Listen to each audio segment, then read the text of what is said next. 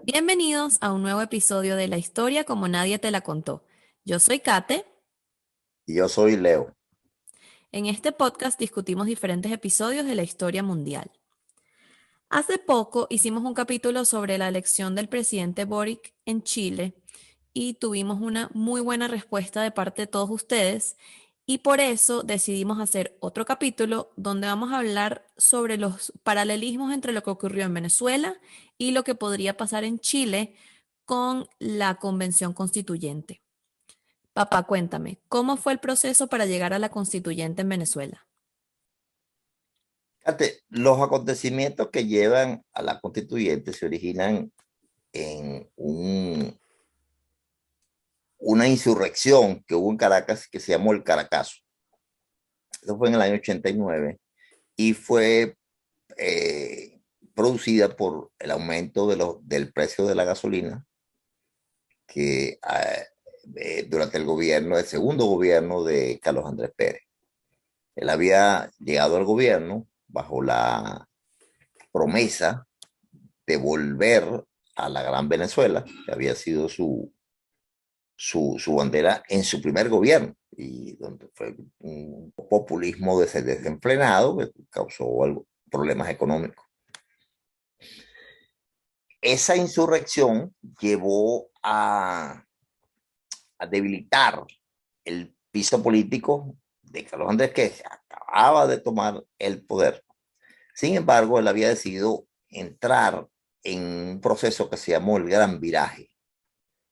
Y esto era dejar las políticas de un Estado, eh, de un Estado empresario, las políticas intervencionistas del Estado, y dejar que las fuerzas del mercado tomaran un rol importante.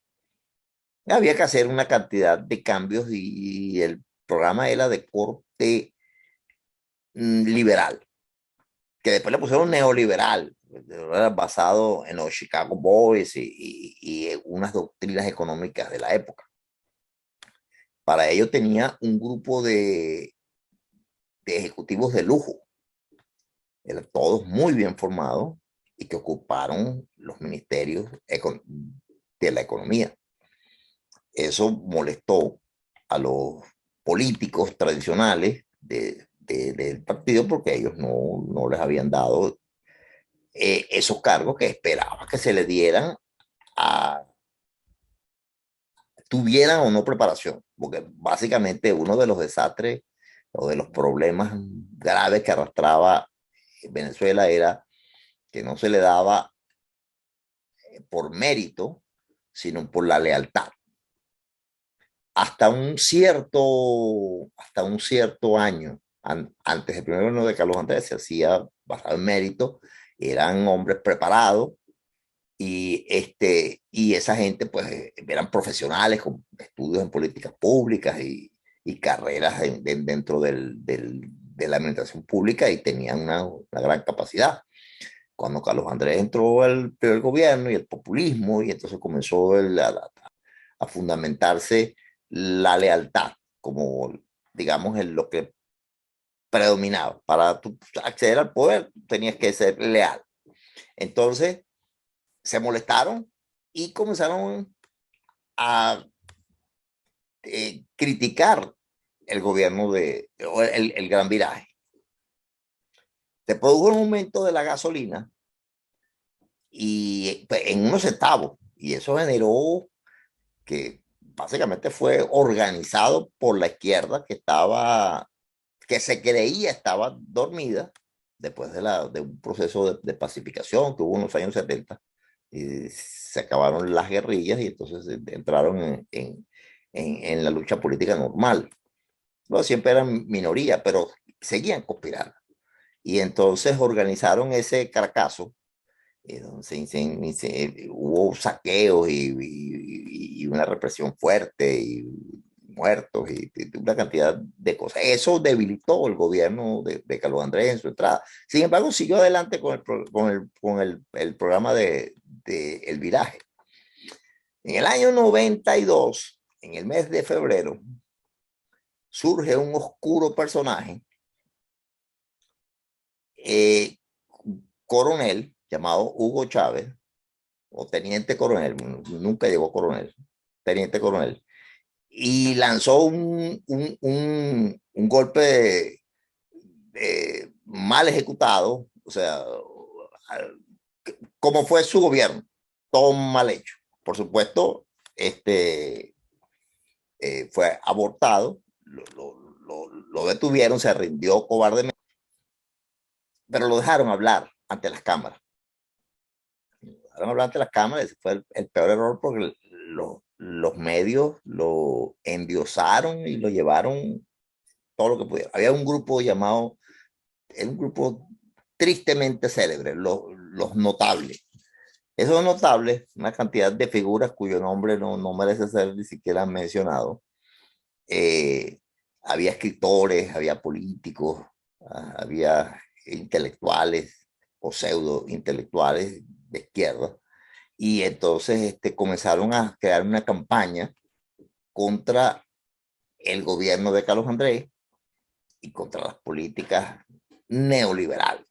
Ya comenzó esa lucha del neoliberalismo, pero los indicadores estaban llevando a Venezuela a o sea, eran muy interesantes los indicadores económicos, los indicadores macroeconómicos. O sea, Venezuela iba avanzando con privatizaciones, y una gran cantidad de elementos que podían haber hecho de Venezuela un país mucho más fuerte y ya menos dependiente del petróleo. Ese golpe, más uno que hubo en ese mismo año, en noviembre, de una cantidad de generales ineptos, que por supuesto fue abortado rápidamente, huyeron en un avión al Perú de forma risible. Y eso también debilitó, porque los medios continuaron dándole, combatiendo el programa de Carlos Andrés. Los medios sabotearon demasiado a Carlos Andrés.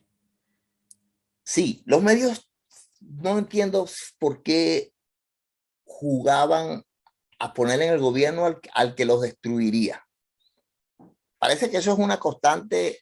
Buscan, apoyan al que después te destruye, al que después te cierra los medios, al que después te Y calla los bueno, lo que pasa es que periódicos. a los medios no les interesa informar que todo va bien, que estamos creciendo y que estamos avanzando. A los medios les queda mejor informar que vamos mal, que todo está mal, que hay que protestar, que no sé qué, porque eso es lo que vende, pues.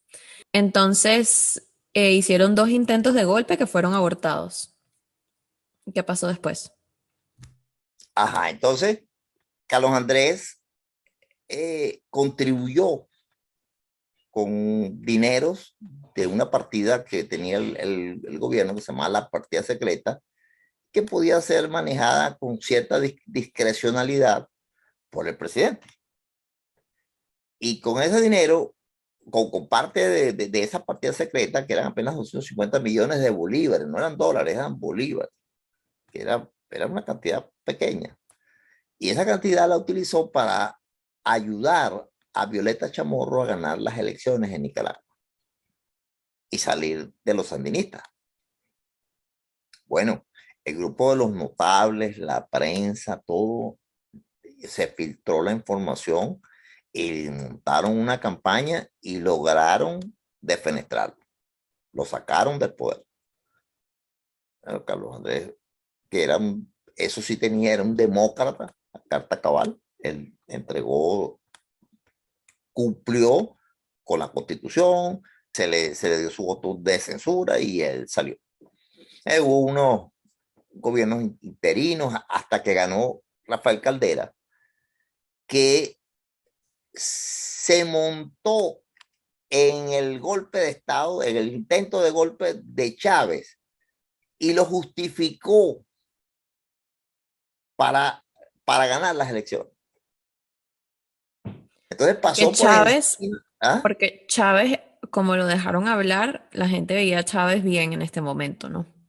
Y Entonces él bueno, aprovechó eso. la prensa, o sea, la prensa fue la que hizo que Chávez subiera, porque si no lo hubiesen dejado hablar, pues ahí hubiese estado en un calabozo y nadie sabe. Ah, bueno, sí, un teniente coronel, pero lo dejaron hablar E inmediatamente la prensa comenzó, no, y entonces donde lo detuvieron, Cate, en el sitio donde estaba detenido.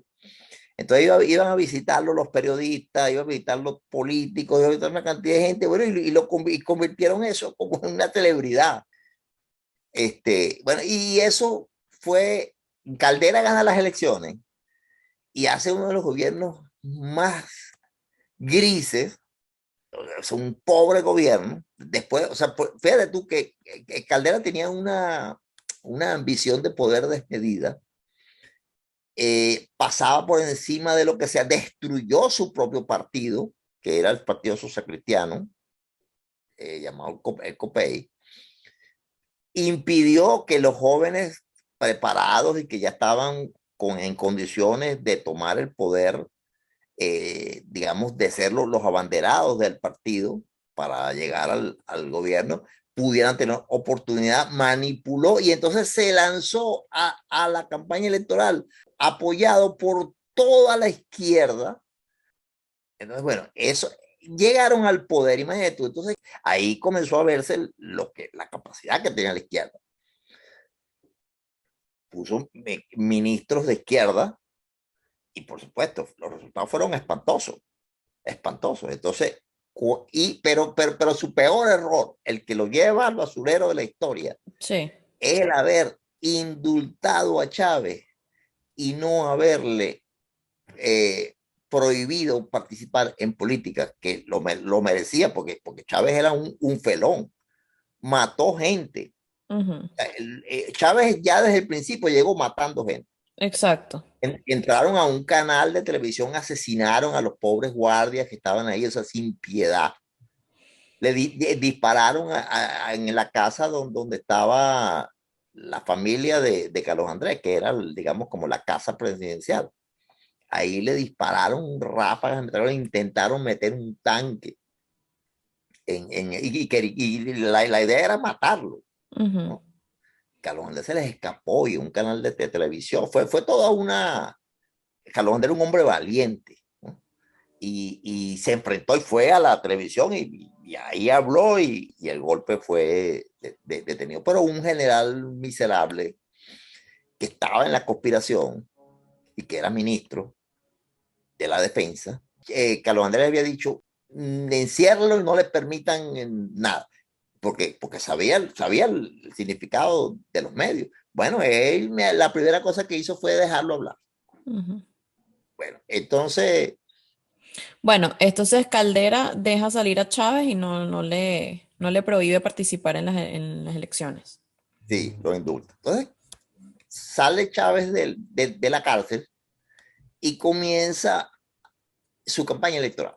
Y estaba perfecto el plano político porque, o sea, el país estaba viniéndose abajo por Caldera, entonces estaba perfecto para Sí, no, lanzarse presidente. y entonces los partidos tradicionales estaban también muy mal vistos, ¿no? Entonces había como se había trabajado, este grupo de los notables se dedicó a destruir la creencia del venezolano en los partidos políticos y en la perfectibilidad de la democracia. La democracia siempre puede mejorarse, pueden haber errores, pero tú te mejoras y puedes salir adelante. Con la izquierda lo que te espera es la dictadura, porque una vez que toman el poder, ya sabemos lo que ocurre, ¿no? La dictadura, el Estado en control de todo y tú cada día más pobre. Eso es lo que te espera Exactamente. con la O sea, izquierda. búscame un caso real, real de socialismo o de comunismo que haya funcionado, que no haya tenido que matar a una cantidad de personas para mantenerse. Búscamelo, no hay ningún caso. Es matando gente como se pueden mantener. Bueno, lo cierto es que Chávez llega con un discurso que no tenía nada que ver con lo que fue. Un discurso calladito, con su discurso, pero fue a Cuba. Y cuando llegó a Cuba, lo recibieron allá como, imagínate, como un jefe de Estado. Y este tipo estaba así asombrado y Fidel, que era un experto en chupar sangre, desde el punto de vista económico y social, se dio cuenta que este era manejable. Digo, no, este está deslumbrado porque está con Fidel Castro. Y Chávez había sido toda su vida conspirando en la escuela militar. Había sido introducido por su hermano, que era del Partido Comunista. Lo habían, de hecho, tú tienes que ir a la escuela militar y desde allí vas a través y formaron una logia y fueron conspirando durante años. Cuando Chávez comienza su campaña política, los dueños de medios comienzan a darle cobertura, pero una cobertura desenfrenada. Y los empresarios de las grandes empresas pensaban que lo podían manejar. Y un grupo de políticos, digamos, que estaban allí, se reunieron, bueno, a este lo manejamos fácil. Entonces lo tomaron y lo guiaron para que hiciera una campaña ganadora. Chávez por sí solo no hubiese llegado ni a ganar una junta de condominio. Wow, pero yo no Es un sabía eso edificio. de los empresarios. O sea, yo sabía que Fidel sí se apoyó mucho en Fidel, pero no sabía que los empresarios en Venezuela también apoyaron eso. Los empresarios en Venezuela financiaban a cualquiera, porque cualquiera que ganara, ellos estaban allí. Entonces, Una corrupción enorme. había una inmoralidad manifiesta. Ujú. Entonces, cuando Chávez gana las elecciones, eh, pero fíjate tú que ya él había manifestado, cuando regresó deslumbrado de Cuba, él había manifestado que él iba a hacer de Venezuela un mar de la felicidad como era Cuba. Ella ya había dicho lo que era, Imagínate. sin embargo, pensaba, este es un tonto que habla tonterías y que, Es y que que está deslumbrado por... yo recuerdo una entrevista de Carlos Andrés Pérez en televisión, le preguntaron sobre Chávez y dijo todo, lo que viene es esto y esto y esto y esto, y todo pasó. O sea, ya él se lo veía venir. Todo, bueno, así como había esa cantidad de políticos miserables también había unas fuerzas vivas en el país que alertaban contra Chávez, alertaban el peligro que venía.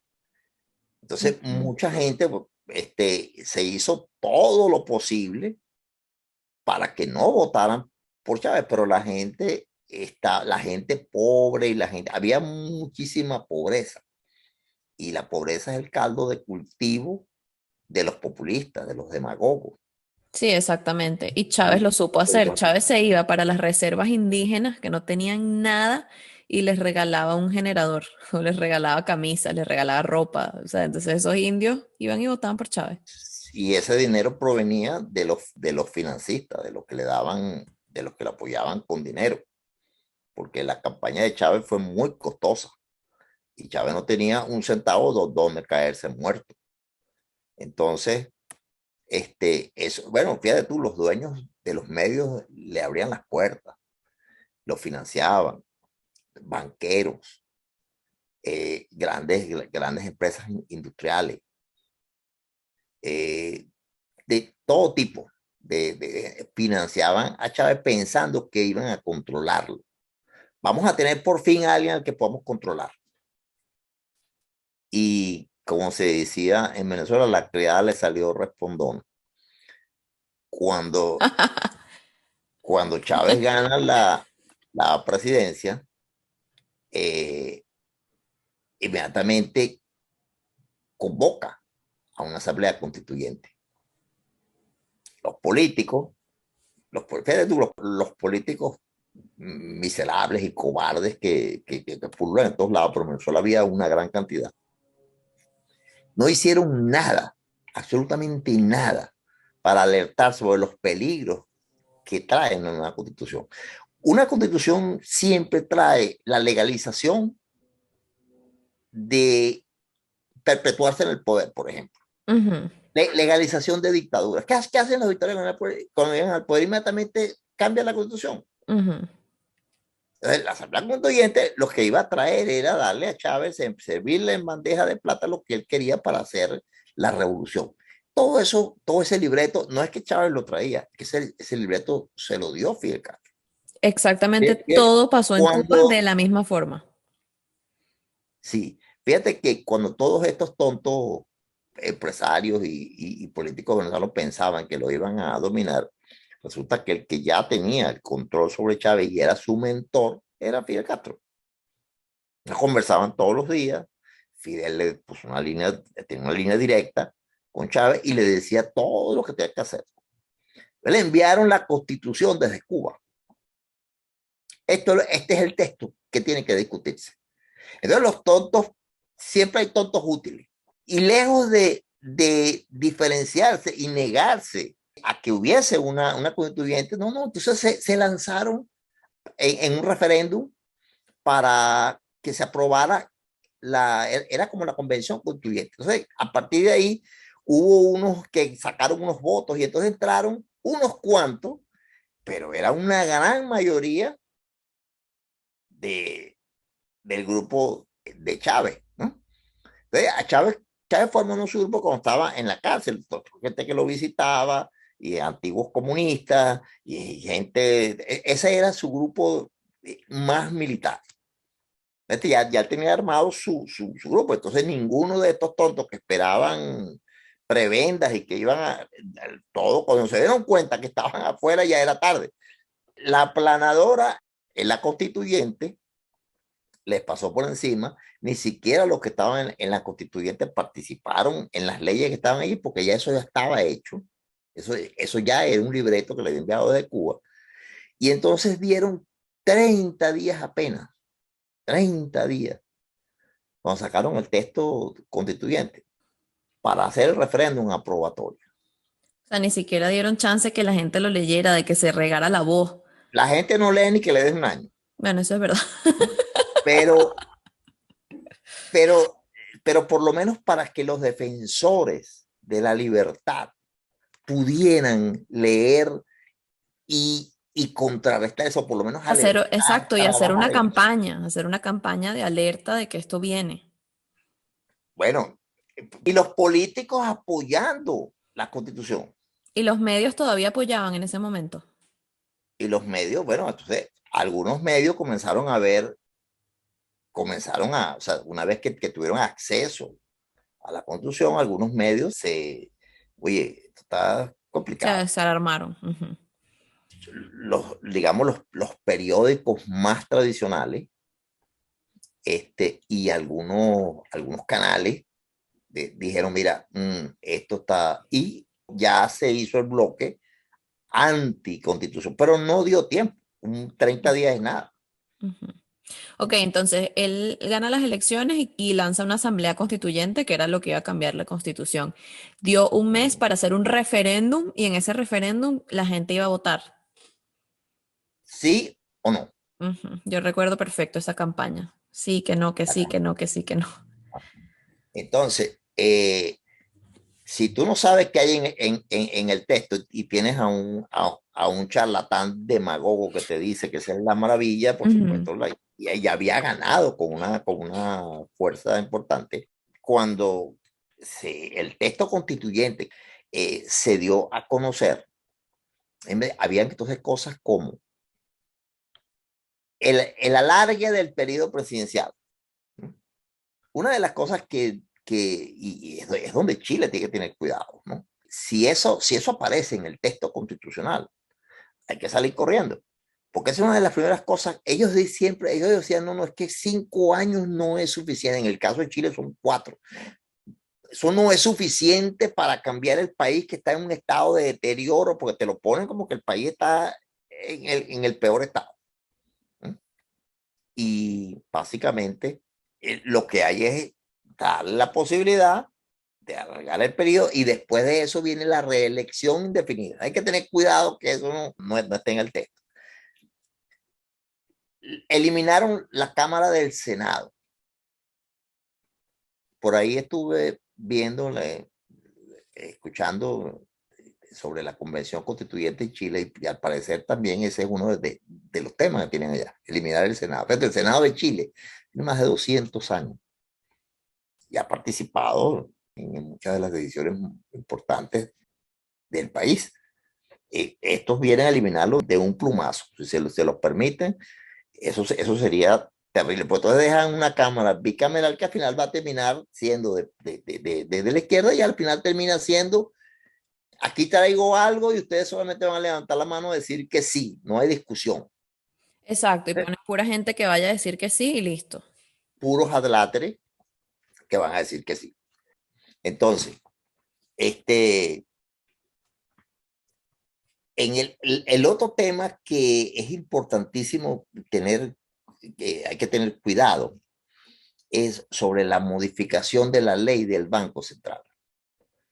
Si eso aparece en el texto constitucional, hay que también salir corriendo, porque ese es uno de los principios de destrucción de la economía.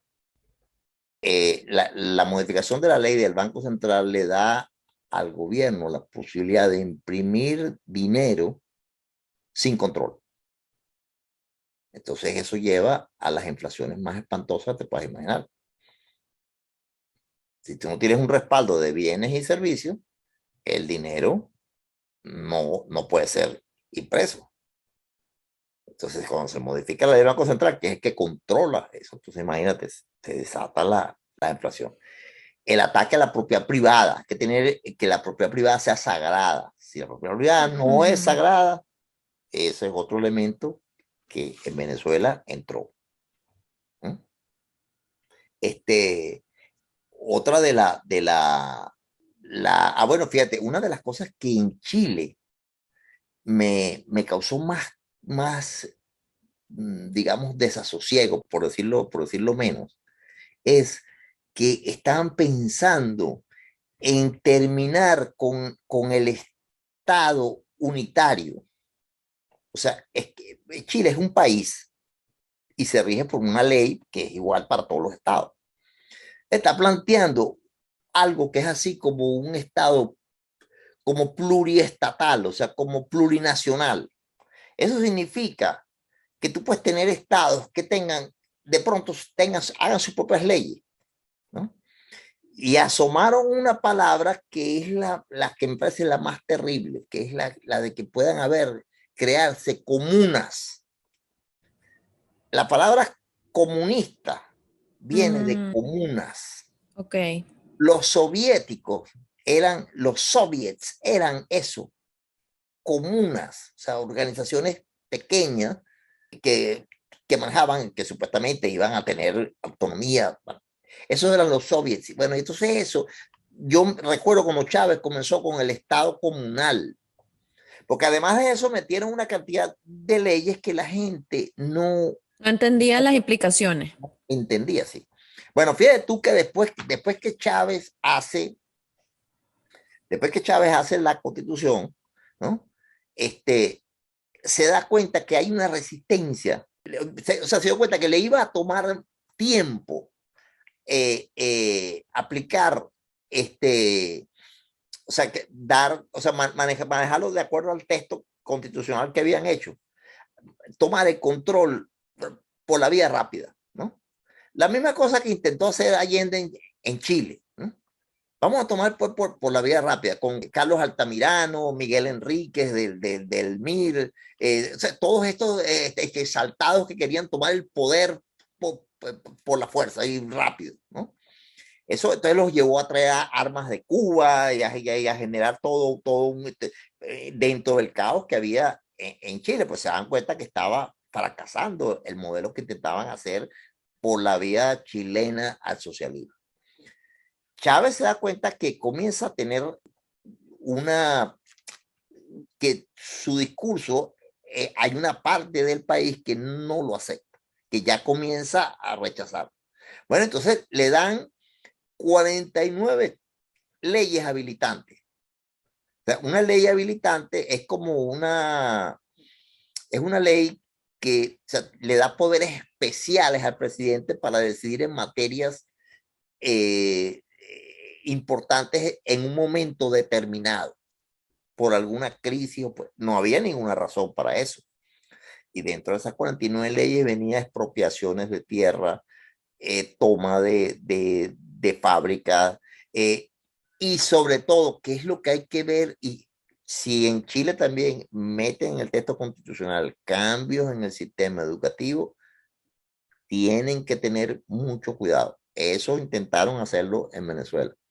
Y cuando la gente no sabe qué es lo que haya, cuál es el contenido de las leyes, sino que vota porque confía en que lo que están haciendo esto lo están haciendo en su beneficio. Entonces, ¿qué ocurre? Después empiezan a sacar esas leyes y la gente empieza a darse cuenta entonces que viene el proceso de destrucción porque la gente no leyó y votó por una cosa que les puede perjudicar. Entonces, yo creo que los chilenos tienen que revisar muy bien. Hay muchos expertos y mucha gente en Chile que está muy bien preparada para eso y que bueno, que ojalá les den el tiempo necesario para que ellos puedan evaluar y que no pase como en Venezuela, que por la premura dieron apenas 30 días, nadie leyó y después el daño que se causó fue, bueno, ahí estamos viviendo las consecuencias. Sí, la devastación que todavía seguimos viviendo. ¿Sí? Yo pienso que lo que tienen también los chilenos a su favor es que tienen más herramientas, o sea, están las redes sociales, internet, o sea, hay como mucho más donde tú puedes estudiar y aprender a ver, ¿sabes? Para leer como más con lupa. Sí, sobre todo esos cambios en el Estado y la modificación de las leyes del Banco Central, esas cosas son las más delicadas. Las reelecciones indefinidas, esas cosas son peligrosas. Lo que ocurrió en Venezuela, sería terrible que eso pasara en un país como Chile. ¿Mm? Hay muchos chilenos que se les ha vendido, porque trabajan muy bien eso, ¿no? Y entonces les venden de que el país está en un estado catastrófico y apocalíptico, Sí, ¿cierto? cuando no No, es la realidad. no es cierto. Sí, sí, sí, sí. No, eso no es cierto. O sea, es catastrófico y Es que apocalíptico. cuando una persona no ha vivido esa pobreza, o sea, ese nivel de pobreza de no saber qué vas a almorzar, o sea, no saber dónde viene tu próxima comida, no te lo imaginas. O sea, es difícil imaginarse ese nivel. Entonces tú ves, ay, es que hay pobreza, sí, hay pobreza, siempre va a haber algún nivel de pobreza, pero ese nivel de ver gente comiendo de la basura, como se ve en Venezuela, es difícil imaginárselo hasta que no lo vives. Y cuando tú hablas con gente que te dice, mira, me tengo que ir porque es que ya no puedo comer. Ujú. Entonces tú entiendes. En Chile, en el segundo gobierno de Bachelet, se, se comenzaron a hacer unas reformas que después, que comenzaron a menoscabar el crecimiento económico que tenía Chile. Y empezó a dejar de crecer. Piñera no lo hizo bien en el segundo gobierno y entonces vino la serie de protestas y eso obligó a hacer la constituyente, pues no hubo fuerza para contrarrestar, digamos, todos esos elementos porque la economía tiene altibajo, ¿no? Pero si tú comparas la economía de Chile con todo y que se han reducido, la inflación ha aumentado, ha habido desinversión, eh, ciertas cosas que sí están afectando, los retiros del fondo de pensiones, los más pobres han retirado, ya no les queda más retiros, pero si hay más retiros, eso puede traer un problema de flujo de caja fuertes para Chile. Esas son cosas que ocurren, pero todavía el país tiene una economía fuerte y que se puede recuperar y que con políticas públicas adecuadas se puede recuperar. Pero si esas políticas no van dirigidas sino a la impresión de dinero inorgánico para aumentar los salarios y comenzar con el populismo y una cantidad de sueños y promesas que se ofrecen y después no se pueden cumplir. Entonces esto lleva a que la gente comience a tener resentimientos sociales. Entonces, ese tema los comunistas siempre están hablando de la igualdad. No es que todo mundo tiene que ser igual, pero el problema no es que seas igual, en lo malo, ojalá pueda ser igual en lo bueno. Entonces es bajar a los buenos de donde están para llevarlos a nivel a donde están los más pobres. Sí. Pero bueno, lo que queremos decir aquí es que el comunismo nunca es la solución. No lo es. Y ojalá Chile, que Chile no baje de donde está. Ojalá. Chile tiene una economía fuerte. Chile ha sido un faro de luz en Latinoamérica. Y Chile es la demostración de que sí se puede.